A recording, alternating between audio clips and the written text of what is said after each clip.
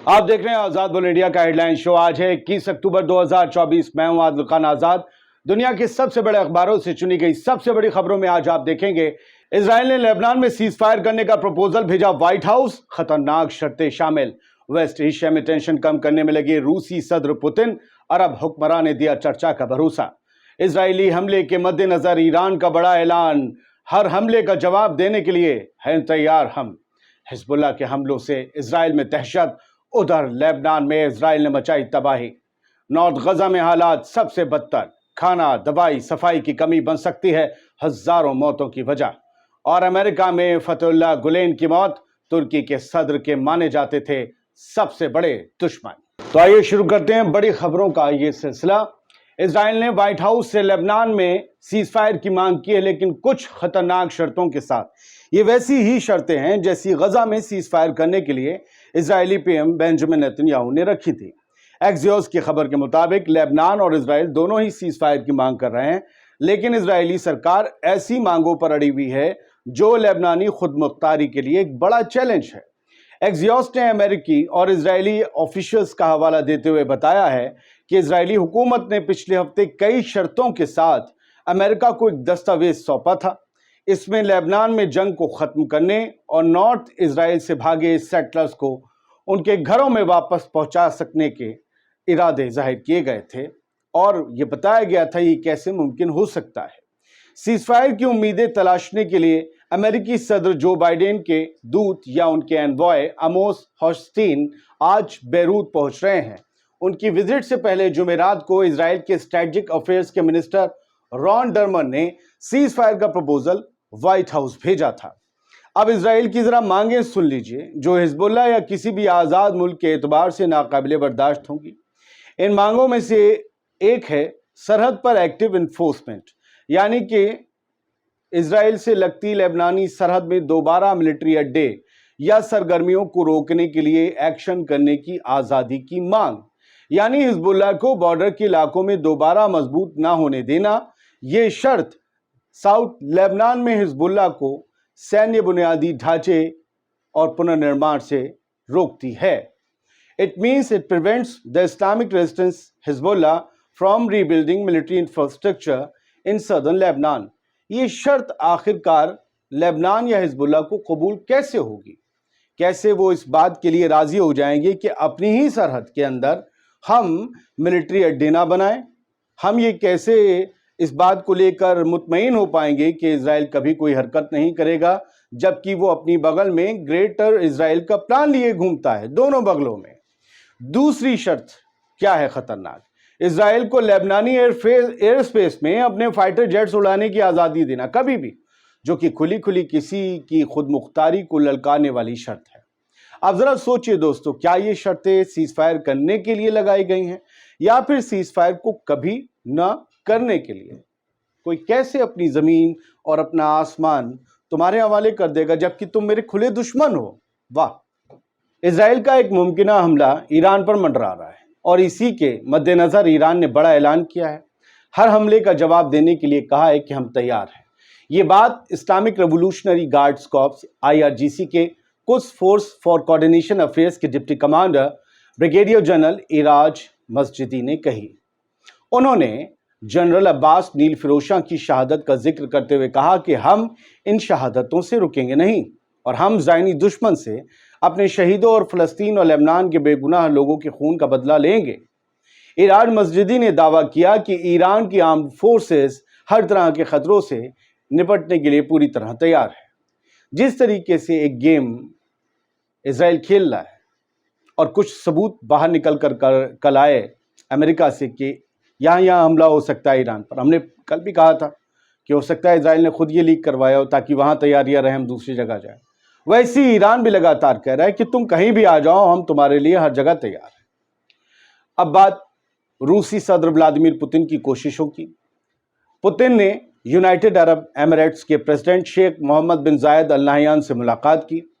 इस दौरान पुतिन ने इजराइल की सनक की वजह से बढ़ रही टेंशन्स और वेस्ट एशिया के हालात को बहुत जटिल यानी कॉम्प्लिकेटेड बताया और मशवरा दिया कि UAE इस पर चर्चा करे। एक तरीके से ये मशवरा अरब ममालिकों को था कि यार तुम्हारे घर की बात है, कोई मार रहा है जिसे तुम लोगों की वजह से बसा दिया गया, तुम्हारे चुप रहने की वजह से, और वो बढ़ता जा रहा है, कल तुम तक बात आ जाएगी। रिपोर्ट्स के मुताबिक पुतिन ने यह भी कहा कि बेशक हम मिडिल ईस्ट के हालात के बारे में बात करेंगे क्योंकि सिचुएशन बहुत ज़्यादा ख़राब है। बदले में यूनाइटेड अरब एमिरेट्स के सदर ने कहा कि वो वेस्ट एशिया रीजन के हालात पर चर्चा करने के लिए तैयार हैं। असल में पुतिन की कोशिश है कि फ़लस्तीन और लेबनान के मसले को अरब वर्ल्ड ही सुलझाने की पहल करे, क्योंकि अगर ऐसा हुआ तो अमेरिका पर भी इजराइल को कंट्रोल में रखने का प्रेशर आ जाएगा। फिलहाल पुतिन ये सब कोशिशें वेस्ट एशिया में अपने सबसे भरोसेमंद दोस्त ईरान के लिए कर रहे हैं, लेकिन इसका अल्टीमेट बेनिफिट फ़लस्तीन को भी होगा अगर अरब ममालिक कुछ पक्की और पुख्ता कोशिश करके इस एग्रेशन को रुक पाते हैं। तो बढ़ते हैं आगे। हिजबुल्लाह ने फिर से इजराइल के शहर हाइफा पर ज़बरदस्त बमबारी की। इजराइल के एक हर्मीस 900 ड्रोन को ऐसा घेरा कि उसे वापस अपनी हदों में लौटने पर मजबूर कर दिया। हिजबुल्लाह ने इजरायली ठिकानों और लेबनानी इलाकों की तरफ बढ़ने की कोशिश कर रहे इजरायली ट्रूप्स पर इजरायली फौजियों के खिलाफ 2 दर्जन से ज़्यादा हमले किए। इसकी जानकारी उन्होंने खुद दी। लंबी रिपोर्ट है, नहीं सुना सकते वरना कई खबरें रह जाएंगी। छोटे छोटे में सुन लीजिए। हिजबुल्लाह ने इतवार को लेबनानी सरहद से लगे कई इजरायली मिलिट्री अड्डों को निशाना बनाकर रॉकेट और तोपखाने से भारी हमले किए। हिजबुल्लाह का दावा है इसमें इजरायली फोर्सेस की बड़ी नुकसान की खबर उन्हें मिली है। इसके अलावा आज सुबह हिजबुल्लाह की एयर डिफेंस यूनिट ने कहते हैं कि कमाल कर दिया। एक इजरायली हर्मीस 900 ड्रोन जो करोड़ों रुपए का होता है वो आ रहा था इनकी तरफ हमला करने या टोले ने, लेकिन उन्होंने अपनी एयर डिफेंस यूनिट के ज़रिए खूब रॉकेट दाग दूग के उसे रोका अपनी सरहद में आने से। उसे लेबनानी एयर स्पेस से पीछे हटने के लिए मजबूर कर दिया। वो इजराइल लौट गया। इजराइल बेरूत से लेकर तमाम जगह अपनी एयरफोर्स के दम पर तबाही मचा रहा है, लेकिन ज़मीन पर उसके फौजी हिजबुल्लाह के लड़ाकों की जाल में फंसकर अपना नुकसान करवा रहे हैं। दरअसल ज़मीन में बड़ी बड़ी ताकतें दफन हो जाती हैं। बड़ी बड़ी हस्तियां इसी ज़मीन की खुराक बनी हैं। फिर हिजबुल्लाह हो या इजराइल, ज़मीन सभी के लिए मुश्किल होती है। ग्राउंड ऑपरेशन इजराइल के लिए मुश्किल पड़ रहा है। हवा में उसकी ताकत गजब है। नॉर्थ गजा में तबाही मचा रहे इजराइल को वहां एक बड़ा नुकसान उठाना पड़ा है। 20 अक्टूबर यानी इतवार के दिन नॉर्थ गजा में हमास के खिलाफ ऑपरेशन के दौरान आईडीएफ के एक ब्रिगेड कमांडर कर्नल एहसान दक्सा की मौत हो गई। आईडीएफ की 401वीं ब्रिगेड के कमांडर थे कर्नल एहसान दक्सा। नॉर्थ गजा के जबालिया इलाके में जहां पिछले कई दिनों से इजरायली फोर्सेस ज़बरदस्त तरीके से हमले कर रहे हैं, हज़ारों लोग डिस्प्लेस्ड हुए हैं, कई मलबे के नीचे दबे हैं, कई मारे गए हैं, उस जबालिया इलाके में ये एहसान दक्सा हमास के प्लांट किए एक बम की चपेट में आ गए, उनकी मौत हो गई। वो यहूदी नहीं थे। 41 साल के कमांडर एहसान दक्सा इजराइल के द्रूज कम्युनिटी से आते थे, ताल्लुक़ रखते थे।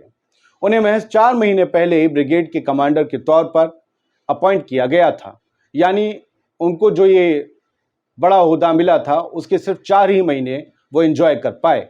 बहुत से लोग उन्हें इन 4 महीनों के लिए इजराइल का सबसे बड़ा कमांडर बताकर आपके सामने भोकाल काट सकते हैं। मैं ऐसा कुछ नहीं करता, लेकिन सच ये है कि वो महज एक सीनियर कमांडर के अलावा और कुछ नहीं थे। हालांकि इजराइल के एतबार से ये नुकसान आसान तो नहीं है। इराक का रेजिस्टेंस मूवमेंट भी लगातार इजराइल के इलाकों पर हमले कर रहा है। इतवार को भी कुछ ऐसा ही हुआ। रात में जॉर्डन वैली जो है वहाँ पर इजरायली कब्जे से जो रिलेटेड एक बहुत अहम टारगेट के खिलाफ इराक से ड्रोन दागे गए। दूसरी बार इराकी रेजिस्टेंस ने ड्रोन का इस्तेमाल करके गोलान इलाके में इजरायली कब्जे से या इजरायली ऑक्यूपेशन से ताल्लुक़ रखने वाले एक इम्पॉर्टेंट टारगेट पर भी हमला किया। ये 2 हमले। एक बयान में रेजिस्टेंस मूवमेंट ने बताया कि ये ऑपरेशन इजराइल के खिलाफ और फ़लस्तीन और लेबनान में मजलूम लोगों के सपोर्ट में चल रहे रेजिस्टेंस का हिस्सा है। ये बच्चों, ख्वातीनों और बुज़ुर्गों सहित तमाम सिटीजन्स के खिलाफ इजराइल के जो जारी जेनोसाइड हैं उसका रिस्पॉन्स है। लेबनान में बेरूत में कल बड़े हमले हुए, कल रात, आज सुबह तक हो रहे थे। इजराइल ने बेरूत और साउथ लेबनान में मिसाइल हमले करके कई बैंकों को तबाह कर दिया, बैंक्स को। इजराइल का ये दावा है कि ये तमाम बैंक्स हिजबुल्लाह की फाइनेंशियली मदद कर रहे थे। हमने हिजबुल्लाह की पीठ को तोड़ा है, फाइनेंशियल स्ट्रक्चर को तबाह किया है। इजराइल ने एक दिन पहले ही ऐलान किया था कि अब वो लेबनान में मौजूद हिजबुल्लाह के फाइनेंशियल स्ट्रक्चर पर हमला करेगा और जल्द ही बैरूत सहित लेबनान के तमाम हिस्सों में कई टारगेट्स को निशाना बनाएगा। इसके कुछ घंटे बाद ही इजराइल ने वही किया जिसका ऐलान किया था। रात के नज़ारे मैंने देखे जो आपको नहीं दिखा सकता, तो मैं आपको बता दूं, शुरुआती गजा के नज़ारों जैसे थे। एक मिसाइल गिरती है और पूरी बहुमंजिला कई मंजिला इमारत ताश के पत्तों की तरह आग के गोले के साथ ढहती चली जाती है। ये तमाम नज़ारे बैरूत में हैं और बैरूत से चलने वाली हुकूमत और लेबनान की प्रोफेशनल ऑफिशियल आर्मी अब तक खामोश है।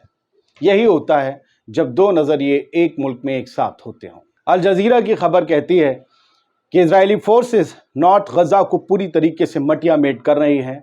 वहाँ इमारतें नाम की चीज़ नहीं रह जा रही, सारी तबाही मची हुई है। नॉर्थ गजा में लोग इधर से उधर मारे मारे घूम रहे हैं। खाने दवाएं ये सब छोड़ दीजिए, जान बचाने के लाले पड़े हैं। लेबनान में भी ज़बरदस्त तरीके से इजराइल की बमबारी लोगों की जान ले रही है।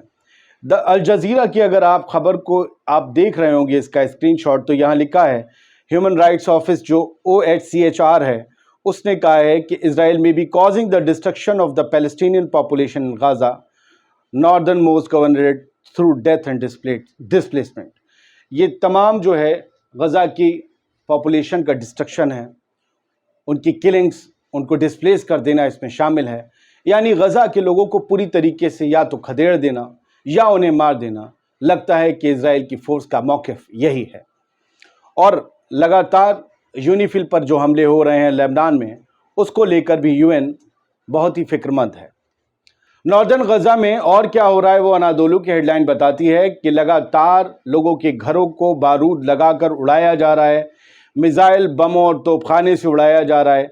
और जो जहाँ जहाँ उन लोगों ने शेल्टर ले रखा है, शेल्टर होम्स हैं, चाहे वो स्कूल हों चाहे तंबू कनात हों, हर चीज़ को उड़ाया जा रहा है, तबाह किया जा रहा है।